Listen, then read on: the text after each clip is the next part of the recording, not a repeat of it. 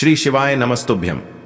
हर हर महादेव। दोस्तों, पूज्य गुरुजी ने अभी अपनी कल की शिव महापुराण की कथा में मंगलवार के दिन किया जाने वाला 11 गेहूं के दाने का एक ऐसा विशेष उपाय बताया है जो उन्होंने आज तक अपनी किसी भी कथा में नहीं बताया है। पूज्य गुरुजी ने कहा कि जब आपके हाथ तंग चल रहे हो, जब रुपये पैसे कहीं से प्राप्त ही ना हो पा रहे हो, जीवन में चारों तरफ से सिर्फ और सिर्फ परेशानियां आ गई हो, उनसे बाहर निकलने का कोई रास्ता ना दिखाई दे रहा हो, तो 19 अप्रैल 2025 मंगलवार के दिन कर लेना। 11 गेहूं के दाने वाला यह उपाय होगी, हर मनोकामना पूरी मिलेगी, सभी दोषों से मुक्ति, इतना धन आएगा कि संभाले नहीं संभलेगा। माता लक्ष्मी जी और महादेव जी के आशीर्वाद से पूरे साल धन बरसता रहेगा। दोस्तों, जैसा कि आप सभी लोग जानते हैं कि 29 अप्रैल 2025 यानी मंगलवार को पड़ रही है वैशाख महीने की द्वितीया तिथि। और दोस्तों, यह वह तिथि है जो वैशाख महीने में पड़ने वाली सबसे बड़ी और वैशाख महीने की पहली द्वितीया तिथि है, क्योंकि यह मंगलवार के दिन पड़ रही है और हमारे हिंदू धर्म में इसका बहुत ही बड़ा और विशेष महत्व होता है। पूज्य गुरु जी ने कहा है कि अगर कभी भी मौका लग जाए और वैशाख महीने की द्वितीया तिथि मंगलवार को पड़ जाए तो आप लोगों को सिर्फ और सिर्फ 11 गेहूं के दाने वाला उपाय तो अवश्य ही करना चाहिए, क्योंकि इन दोनों तिथियों का संयोग बहुत ही कम आता है। इसी के साथ दोस्तों, गुरुजी ने कहा है कि जब भी वैशाख महीने की द्वितीया तिथि पड़े तो आप लोगों को सिर्फ और सिर्फ 11 गेहूं के दाने वाला उपाय तो अवश्य करना चाहिए। यह उपाय इतना खास है कि अगर आपने सही मुहूर्त पर सही क्रिया अनुसार 11 गेहूं के दाने वाला यह उपाय कर लिया, जो प्राचीन काल के समय का महाउपाय है, तो मान के चलिए दोस्तों, महादेव जी के आशीर्वाद से आपके जीवन का कितना ही बड़ा दुख हो, उससे आपको मुक्ति मिल जाएगी। आपकी कोई भी मनोकामना हो, मान लीजिए आप नौकरी की तैयारी कर रहे थे तो आपकी नौकरी लग जाएगी, आपका बंद पड़ा व्यापार चल पड़ेगा। और दोस्तों, आप जिस बीमारी से आप बहुत दिनों से परेशान थे, उस बीमारी से आपको मुक्ति मिल जाएगी। आपके जीवन में धन आना शुरू हो जाएगा, आपके जीवन में धन आने के नए नए रास्ते खुल जाएंगे। और मान के चलिए दोस्तों, फिर आपको किसी भी प्रकार की परेशानी का सामना नहीं करना पड़ेगा। इसीलिए दोस्तों, 29 अप्रैल मंगलवार के दिन आप लोगों को इस वाले उपाय को जरूर कर लेना है। भले ही आपने पूरे साल भर इस उपाय को ना किया हो, पर अगर आपने इस वैशाख महीने में पड़ने वाली द्वितीया के दिन अगर इस वाले उपाय को कर लिया तो आपको इस उपाय को करने का वह फल मिलेगा जिसकी आपने कभी कल्पना भी नहीं करी होगी। इसीलिए आप लोग इस गेहूं वाले उपाय को एक बार जरूर कर लेना, ताकि आप लोगों के हाथ से यह मौका ना जा सके और आपको इस उपाय को करने का फल मिल सके। दोस्तों, यह उपाय पंडित जी ने अपनी अभी की ही शिव महापुराण की कथा में बताया है, जो इस उपाय को आज हम आपको बहुत अच्छे से समझाने वाले हैं। इस वीडियो को देखने के बाद इस उपाय को समझने के लिए आपको कोई और वीडियो को देखने की जरूरत नहीं पड़ेगी। तो दोस्तों, इस उपाय को आपको कैसे करना है, कब करना है, कहां पर करना है और उपाय को करते समय आपको किन किन गलतियों को नहीं करना है और आपको किन किन बातों का ध्यान रखना है, ये सारी जानकारी हम आपको इस वीडियो में देंगे। तो चलिए भक्तों, उपायों को शुरू करते हैं। अगर आप भी चाहते हैं कि महादेव जी का आशीर्वाद आप पर सदैव बना रहे तो वीडियो को लाइक करें, चैनल को सब्सक्राइब करें और कमेंट बॉक्स में हर हर महादेव जरूर लिखें। और अपने फायदे के लिए, गरीबी दूर करने के लिए इस वीडियो को पूरा देख कर जाना। यदि आज आपने वीडियो को बीच बीच में से देखा, काट काट कर देखा, तो जीवन में आपको कभी सफलता हासिल भी नहीं होगी। देखिए दोस्तों, यह 29 अप्रैल मंगलवार द्वितीया का दिन, यह इतना खास होता है, इतना महत्वपूर्ण होता है। देखा गया है कभी कभी बड़े बड़े पूजा पाठ अनुष्ठान से जो मनोकामना पूर्ण नहीं होते, वह 29 अप्रैल मंगलवार के दिन एक छोटे से उपाय करने से ही आपकी मनोकामना पूर्ण हो जाती है। अब हम समझते हैं इस वाले उपाय को हमें करना किस समय है। इस 11 गेहूं के दाने वाले उपाय को हमें इस मंगलवार के दिन करना किस समय है। तो देखिए, इस उपाय को करने का जो समय है वह सुबह का समय है और शाम का समय भी है। अब देखिए, यहां पर हम मुख्य रूप से सुबह का समय नहीं बोलेंगे, क्योंकि 29 अप्रैल मंगलवार द्वितीया का दिन है और इस दिन प्रदोष काल के समय का बहुत महत्व होता है। बाकी अगर सुबह के समय भी करेंगे तो भी अच्छा होगा, उसमें कोई भी दिक्कत वाली बात नहीं है। तो चलिए जानते हैं इस विशेष उपाय के बारे में। लेकिन उससे पहले एक प्रार्थना, अगर आप इस चैनल पर नए हैं तो आप इस वीडियो को लाइक करें, चैनल को सब्सक्राइब करें और कमेंट बॉक्स में आप अपनी राशि या अपना नाम जरूर डाल दें, क्योंकि हम राशि से जुड़ा भाग्य भी बताते हैं और भाग्य में चल रही परेशानियों को दूर करने के लिए वह आसान से आसान उपाय भी बताते हैं। तो चलिए अब हम अपने सबसे पहले उपाय की बात कर लेते हैं। देखो, गुरुजी ने कहा है कि अगर मंगलवार के दिन वैशाख महीने की द्वितीया तिथि पड़ जाए तो इस दिन आपको 11 गेहूं के दाने वाला उपाय तो अवश्य ही करना चाहिए। देखो, यह उपाय, यदि आपके जीवन में कर्जा बहुत अधिक है, आपके जीवन में संकट बहुत अधिक रहते हैं, आपके ऊपर बहुत अधिक विपदा आ रही है, बार बार आपको अपने व्यापार में और अपने धन में हानि देखने को मिल रही है, यानी कि आपको प्रत्येक कार्य में हानि हो रही है, तो आपको यह उपाय करना चाहिए। देखिए, इस उपाय के लिए आपको 11 गेहूं के दाने आपको लेने हैं, ठीक है। 11 दाने लेने के बाद में आपको जरूरत होगी चावल के दानों की। 11 चावल के दाने और 11 गेहूं के दाने, और चावल के दाने खंडित नहीं होने चाहिए। अब आप कहोगे भैया गेहूं कहां से लेने हैं? देखो, आपको किसी भी किराना स्टोर पर गेहूं के दाने आपको आसानी से मिल जाएंगे, जाकर ले लेना, ठीक है ना। 11 गेहूं 11 चावल के दाने लेने हैं। साथ ही साथ आपको एक तांबे का लोटा लेना है और उस तांबे के लोटे में आपको जल भरना है। जल आपका खुद के घर का होना चाहिए, मंदिर का नहीं होगा। अब आप ये सब सामग्री लेकर पहुंच जाओगे महादेव के शिवलिंग के पास में। शाम के टाइम पे प्रदोष काल में देखो, जब आप ये उपाय कर रहे हो तो अपना फेस रखना उत्तर दिशा, नॉर्थ डायरेक्शन की तरफ। अब यहां पर जो मैं आपको क्रम बताने जा रहा हूं ना, उस मेरे क्रम को बहुत ध्यान से सुनिए। महादेव को अगर कोई सबसे प्रिय है ना, तो उनकी सबसे छोटी पुत्री जिनका नाम है माता अशोक सुंदरी, जो आपके पास में चावल के 11 दाने हैं ना, उन चावल के 11 दानों को माता अशोक सुंदरी के स्थान पर आपको अपना नाम और गोत्र बोलते हुए समर्पित कर देने हैं, है ना। और चावल के दानों को रखने के बाद में जो आपके पास में तांबे का लौटा है ना, उस तांबे के लौटे को कहीं पे भी हम जल नहीं चढ़ेंगे। सिर्फ और सिर्फ माता पार्वती का जो हस्त कमल आपको दिख रहा है, यहीं पे गोल गोल आपको समर्पित करना है, उसी जल को, और कहीं नहीं। ना तो माता अशोक सुंदरी के स्थान पर, ना तो शिवलिंग के ऊपर, सिर्फ आपको यहां पे गोल गोल जलाधारी पर आपको उस जल को समर्पित करना है। अब आपके पास में बचे हुए हैं 11 गेहूं के दाने, और बचे हैं उन्हीं 11 गेहूं के दाने को आपको अपनी मनोकामना, अपने विशेष कहते हुए महादेव के शिवलिंग के ऊपर अगर आप मंगलवार द्वितीया के दिन प्रदोष काल में समर्पित कर देते हैं, तो आपकी जो भी मनोकामनाएं होंगी, जो भी विश होंगी, महादेव पूरी जरूर करते हैं। अन्न को समर्पण करने से, उस खासकर गेहूं को समर्पण करने से हमारी इच्छाएं पूरी होती हैं। और अगर वह दिन मंगलवार का दिन हो, तब तो इससे सुंदर संयोग कुछ भी नहीं हो सकता। आपकी इच्छाओं को पूरा करने के लिए बहुत स्पेशल, बहुत प्यारा सा उपाय आप सभी को जरूर करना है। ध्यान में रखिएगा, यह उपाय प्रदोष काल में करना है। देखो, गुरुजी ने कहा है भगवान शिव के शिवलिंग पर 33 कोटि देवी देवताओं का वास होता है। अगर हम शिवलिंग के सामने कुछ भी उपाय करते हैं तो हमारे सभी देवी देवता हमसे खुश हो जाते हैं। यह उपाय आपको अवश्य करना है। देखो, सुबह के टाइम नहीं कर सकते, ठीक है। अब बात करते हैं अगले उपाय की। देखिए, इस उपाय के लिए आपको मात्र 1 लौंग का जोड़ा लेना है, यानी कि 2 फूल वाली लौंग लेनी है। साथ में आपको मात्र थोड़ा सा शहद लेना होगा, और इसी के साथ में आपको तांबे के पात्र के अंदर शुद्ध जल लेना होगा। अब देखिए, इन सभी सामग्रियों को लेकर के आपको भगवान शिव के मंदिर में पहुंच जाना है। देखें, ये उपाय आप सुबह से लेकर शाम तक कर सकते हैं। तो वो सबसे पहले तो आपके पास जो 2 फूल वाली लौंग हैं, उन्हें आपको शहद के अंदर अच्छे से डुबोना है, यानी कि दोनों लौंग पर आपको अच्छे से शहद का लेपन कर देना है। अब आपको जो आपके पास एक लौटा जल है, सबसे पहले तो उसे शिवलिंग पर धीरे धीरे समर्पित करना है और श्री शिवाय नमस्तुभ्यम इस मंत्र का जाप करते हुए समर्पित कर देना है।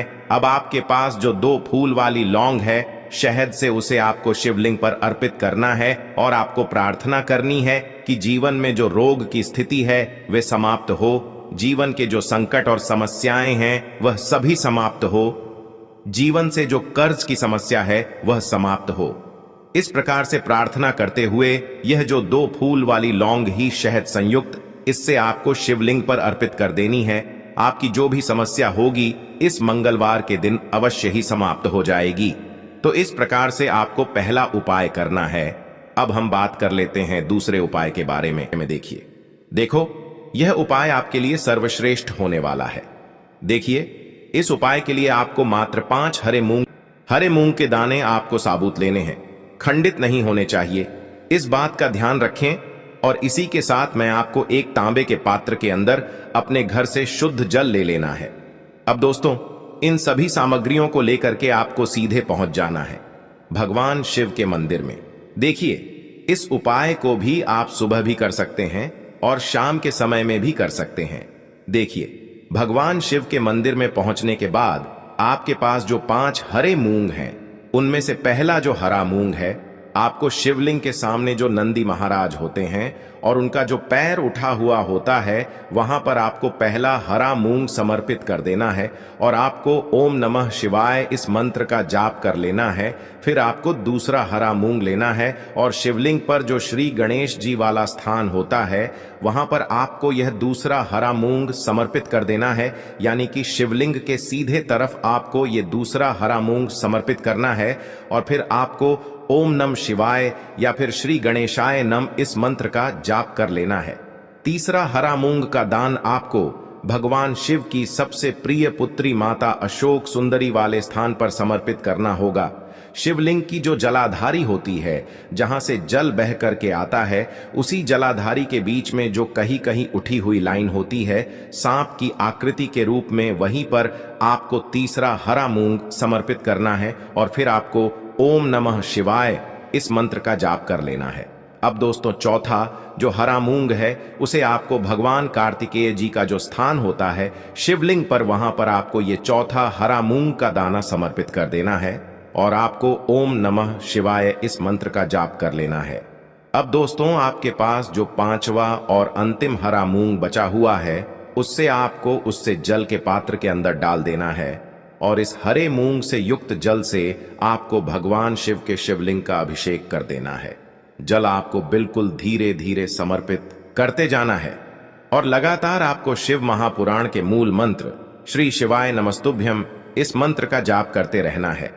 फिर आपको शिवलिंग के सामने बैठकर, यदि आप अपने बच्चों के लिए ये उपाय कर रहे हैं, यदि आप अपने बच्चों की बुद्धि ज्ञान और विवेक के लिए उपाय कर रहे हैं, तो उसके लिए आपको प्रार्थना कर लेनी है। या फिर व्यापार में वृद्धि करने के लिए ये उपाय कर रहे हैं तो उसकी कामना करते हुए आपको प्रार्थना कर लेनी है। या फिर अपनी नौकरी के लिए कर रहे हैं, या फिर अपने इंटरव्यू के लिए, या फिर धन की प्राप्ति के लिए कर रहे हैं, जिस भी कामना के लिए आप उपाय कर रहे हैं उसे परिपूर्ण करने के लिए आपको महादेव से प्रार्थना कर लेनी है और फिर आपको वापस अपने घर आ जाना है। पूज्य गुरु जी ने कहा है कि जो भी व्यक्ति इस उपाय को कर लेता है तो यकीन मानिए आपके जीवन की जो सारे संकट, कष्ट और बाधाएं ही वो सभी समाप्त होंगे। अब हम बात करते हैं अगले उपाय की। इस उपाय के लिए आपको एक दीपक लेना है। दीपक आप मिट्टी का भी ले सकते हैं और शुद्ध आटा मढ़कर उसका दीपक भी आप तैयार कर सकते हैं। दीपक के अंदर गोल बाती का प्रयोग करना है और दीपक के अंदर आपको शुद्ध घी का प्रयोग करना है। इसी के साथ में आपको मात्र एक फूल वाली लौंग लेनी होगी। अब यह एक दीपक और एक फूल वाली लौंग लेकर के सीधा आपको पहुंचना होगा बरगद के वृक्ष के वहां पर। देखिए, सबसे पहले तो आपके पास जो एक फूल वाली लौंग है उससे आपको बरगद के वृक्ष की जड़ में समर्पित करना है। देखिए, अगर आपके जीवन में कोई भी बड़ा संकट आने वाला है, कोई भी बड़ा कष्ट आने वाला है, तो वह इस उपाय के माध्यम से दूर होने वाला है। महादेव की विशेष कृपा रहेगी कि जो भी संकट आपके जीवन में आने वाला होगा वह भी दूर हो जाएगा। तो आपको एक लौंग समर्पित करनी है बरगद के वृक्ष की जड़ में और वहीं पर आपको जो है गोल बाती वाला दीपक जो आप लेकर के गए हैं उससे भी वहां पर प्रज्वलित कर देना है। वटकेश्वर महादेव का स्मरण करते हुए देखिए, जब भी आपको जीवन में इस साल लगने लगे कि आपके जीवन में कुछ भी अच्छा नहीं चल रहा है, तब भी आप कोई उपाय करना है तो इस प्रकार से आपको ये उपाय करना है। अब हम जान लेते हैं चौथे विशेष उपाय के बारे में। देखें, यदि आपके विवाह में, शादी में कोई भी समस्या आ रही है, यदि आपका जो कर्ज है वह दिन पर दिन बढ़ते ही जा रहा है, तो आपको ये चमत्कारी उपाय करना चाहिए। कोई भी समस्या अगर जीवन में है तो उसे दूर करने के लिए आप कोई उपाय करना चाहिए। मंगल दोष से जुड़ी हुई समस्या भी है तब भी आपको ये उपाय करना चाहिए।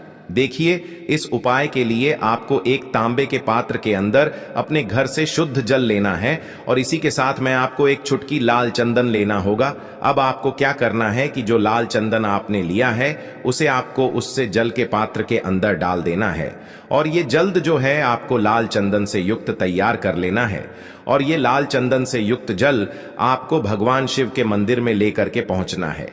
लेकिन ये उपाय भी आप सुबह से लेकर के शाम तक कर सकते हैं। अब दोस्तों, ये जो लाल चंदन से युक्त जल है, इससे आपको भगवान शिव के शिवलिंग पर धीरे धीरे अर्पित कर देना है और आपको लगातार श्री शिवाय नमस्तुभ्यम इस मंत्र का जाप करते रहना है। देखिए, यदि आपके जीवन में विवाह से जुड़ी समस्या चल रही है तो आपको मंगलेश्वर महादेव का स्मरण करना है, और जीवन में अधिक कर्ज की समस्या है तो आपको आरण मुक्तेश्वर महादेव का स्मरण करना है। देखना, एक दिन आपकी सब तरह की समस्या जल्दी ही समाप्त हो जाएगी। तो इस प्रकार से आपको ये चौथा उपाय करना है। अब हम जान लेते हैं अंतिम और पांचवें उपाय के बारे में। देखिए, मंगलवार का दिन है और हनुमान जी भगवान शिव के रुद्र अवतार हैं, तो यह उपाय और भी खास हो जाता है। तो ये जो उपाय है, विशेषकर आपको हनुमान जी के वहां पर ही करना होगा। देखिए, जब भी आपको ऐसा लगने लगे कि आपके जीवन में जो कर्ज है वह समाप्त ही नहीं हो पा रहा है, दिन प्रतिदिन बढ़ते ही जा रहा है, कष्ट जो है वह दिन प्रतिदिन बढ़ते ही जा रहे हैं, कष्ट जो है वह समाप्त ही नहीं हो पा रही है, यानी कि जीवन में जब भी कोई विपदा आती है, संकट आता है, तो हमें संकट मोचन हनुमान जी के मंदिर में जाना चाहिए। लेकिन यह उपाय बहुत ही खास है। इस उपाय के लिए आपको एक चौमुख दीपक तैयार करना होगा। आपको एक दीपक लेना है, दीपक के अंदर 4 बातियां लगानी है। देखो, बाती के लिए आपको मोली वाला धागा आता है कलावा का, उसकी भी बना सकते हैं, या फिर आप सफेद रुई की जो बत्तियां हैं उन्हें भी बना सकते हैं। अब आपको लेना है एक कटोरी सरसों का तेल, और अब इस दीपक के अंदर या तो आपको चमेली का तेल डालना है, या फिर जो आपने एक कटोरी सरसों का तेल लिया है उसमें आपको सरसों का तेल डालना है, और इसी के साथ में आपको मात्र एक फूल वाली लौंग भी लेनी है। देखिए, अब जो ये दीपक है और लौंग है, इन दोनों का आपको हनुमान जी के मंदिर में लेकर के पहुंचना है। अब सबसे पहले तो ये जो चौमुखी दीपक है, इसे आपको हनुमान जी के सामने प्रज्वलित करना है। दीपक को प्रज्वलित करने के बाद आपको वहीं पर एक बार हनुमान चालीसा का पाठ करना है, या फिर आप आरणमोचक मंगल स्तोत्र का पाठ भी कर सकते हैं। अब आपके पास जो एक फूल वाली लोग है, उनसे आपको अपने सीधे हाथ में रखना है। आपको प्रार्थना करनी है हनुमान जी से कि जीवन की जो भी संकट है, विपदा है, वो सभी आपकी कृपा से दूर हो। और ये जो एक लौंग है, इससे भी आपको उससे चौमुखी दीपक के अंदर डाल देनी है और अपनी मनोकामना बोल देना है। गुरु जी कहते हैं कि कुछ दिनों में ही आपकी सब मनोकामना पूरी हो जाएगी। तो इस प्रकार से ये सुंदर सा और सरल सा उपाय करना है। आपको लेना है एक गोल बाती का दीपक। आप चाहें तो मिट्टी का ले सकते हैं, या फिर घर से शुद्ध आटा मढ़कर उसका दीपक आप तैयार कर सकते हैं। इसके बाद आपको लेना है शुद्ध गाय का घी। अगर वो नहीं है तो कोई भी देसी घी इस्तेमाल कर सकते हैं, जिससे आपको दीपक प्रज्वलित करना है। देखो, अब ये सब सामग्री लेकर आपको जाना है। प्रदोष काल में आपके घर पर तुलसी जी के घेरे के पास में, देखो, ये उपाय तो आपको अवश्य करना है। देखो, वहां पहुंचकर सबसे पहले वो दीपक आपको प्रज्वलित कर देना है और ओम नमो भगवते वासुदेवाय नमः का 11 बार जाप करना है। उसके बाद आपको अपने सीधे हाथ में थोड़ी हल्दी लेकर उस दीपक में अपना नाम और गोत्र बोलते हुए डाल देना है। उसके बाद माता लक्ष्मी से आपको प्रार्थना करना है कि हे महालक्ष्मी, हमारी सभी दुख तकलीफों को दूर करो। हे महादेव, हमारे सब दुख कष्टों को खत्म करो। इस भावना से आपको ये उपाय करना है।